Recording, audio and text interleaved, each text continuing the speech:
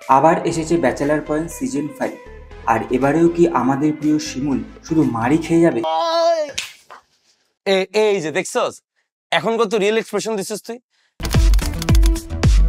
চলুন দেখি শিমুলের কপালে আসলে কি আছে। হাসি, কান্না, মজার মুহূর্ত সব মিলিয়েই একেবারে ব্যাচেলার পয়েন্ট সিজন 5-এ শিমুল একাই 100। Welcome to my YouTube channel. আজকে আমি কথা বলবো ব্যাচেলার পয়েন্ট সিজন 5-এ শিমুলকে নিয়ে। শিমুলের চরিত্রটি আমার সবচেয়ে ব্যক্তিগতভাবে খুবই প্রিয়। সিজন 5-এ শিমুলের জীবনে শান্তি নেই। কখনো কাবিলার হাতে মার, কখনো বন্ধুদের হাতে মার, কখনো আবার প্রেমিকার রাগ।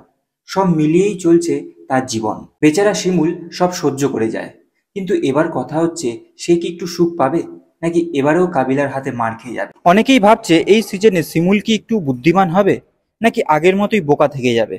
তবে একটা ব্যাপার সত্যি, শিমুল না থাকলে ব্যাচেলার পয়েন্ট অতটা মজার হতো না। কিন্তু ভিডিওটি ভালো লাগলে অবশ্যই লাইক করো, কমেন্ট করো, এবং এরকম ভিডিও সংক্রান্ত আপডেট পেতে হলে আমাদের বিট্টু ইউটিউব চ্যানেলটিকে সাবস্ক্রাইব করে দিও। দেখা হচ্ছে পরবর্তী একটি ভিডিওতে।